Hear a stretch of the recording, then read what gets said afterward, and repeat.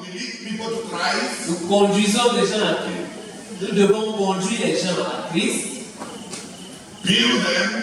Les bâtir. They are our responsibility. Ils constituent notre responsabilité. We build them. Nous les bâtissons Until they carry responsibility. Jusqu'à ce qu'eux, à leur tour, ils puissent porter des responsabilités. During the 12th night of the fasting, praise and prayer crusade, Pastor Theodore, in his lot dedicated to building a spiritual nation, continued on the making of disciples following the example of the Lord Jesus. Reminding the general and pastoral way of making disciples tackled the day before, Brother Theodore specified further that it consists in going from one pole of responsibility to another. In other words, at one pole, the one made into a disciple is the responsibility of someone who loves him, teaches him, cares for him. Once he matures, he becomes responsible for others and is in turn to love them, teach them, care for them. Pastor Theodore noted that such maturation is expected within 3 years. If that natural process is not taking place and you are not doing for others what they have done for you, you are abnormal. You might be the tares, the seed of the devil. Having settled this, the speaker moved to the second way of making disciples, namely training, apprenticeship. In this way, there's an intentional training of people in view of ministry, just as the Lord Jesus told the first disciples, "Come, follow me, I will make you fishers of men." The training of people, La formation des gens, an intentional training of people, une formation intentionnelle des gens for ministry. En vue du ministère. Come, follow me, I will make you fishers of men. Venez, suivez-moi et je ferai de vous des pêcheurs d'hommes. Come, follow me, I will make you. Venez, suivez-moi. In the light of this, the making of disciples in this way consists in following a man in view of being made into something you know. It is entering somebody's life to be trained to become something you have been told already. It is training for a service, and that making of disciple is final.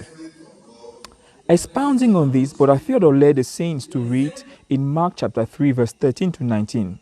From the passage, he noted that in this way of making disciples, there's selection. You call people, establish a program of a training, spell out the goals of the training, establish the capacities to be acquired during and after the training, and you choose those that will enter the training on the basis of potential. Indeed, the Lord Jesus had made a lot of disciples, but he selected some to become apostles, commented the leader. You make a lot of disciples, but when it comes to selecting people that will serve God, you choose those who have potential, Brother Theodore emphasized. One thing that the 12 had in common is that they were people who came to Jesus not for the ministry they had received, but coming to Jesus had cost them all, as can be seen in Matthew 19, verse 27. Brother Theodore then proceeded in outlining the criteria to enroll in such disciple making. First, what your ministry has cost you, the disciple maker, should be what it will cost those you select. Second, the school of training is the life, the ministry, the program of the master. You train servants of God in the matrix of your life. Training here is availability, because Jesus selected the 12 to be with him. Jesus was to later on send them to go and preach. On this, the leader commented that the vocation is the master's mission, his ministry, and those who make you their inheritance are those you give an inheritance. Those who truly enter somebody's life in this way are imparted some of his spiritual authority, just as the 12 were to cast out demons.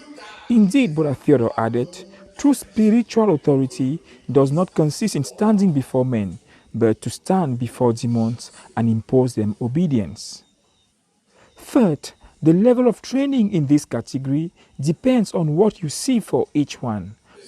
For example, Peter was not trained like the others, and his training had some different aspects. Peter, unlike the others, had received from God the revelation of who Jesus was. You occupy a place in the life of a servant of God from the revelation of what that man is before God, and this revelation is given by God alone. True knowledge of man is to know what that person is before God. God reveals men to men whom he intends to plant in our lives, Brother Theodore added.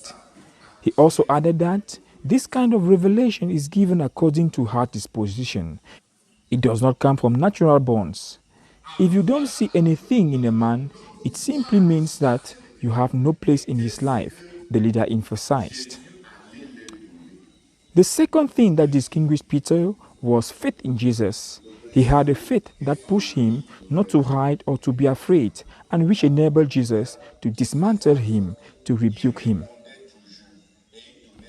But Theodore rounded up his message with a short comment on the women of glory who followed Jesus. He said that each of the women of glory responded to the love and ministry of Jesus with a total gift of themselves. Once they had received the love, they gave their all, not expecting a counterpart.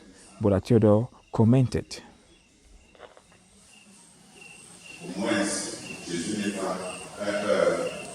L'autel de Jésus, au moins ses frères n'étaient pas là, mais les sœurs étaient là pour pleurer. Dis Amen. Ils étaient là quand on a enterré, ils étaient là quand on a trouvé.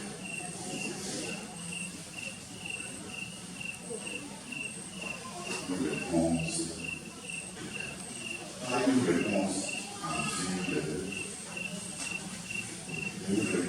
d'un roman, d'un contrepartie d'amour.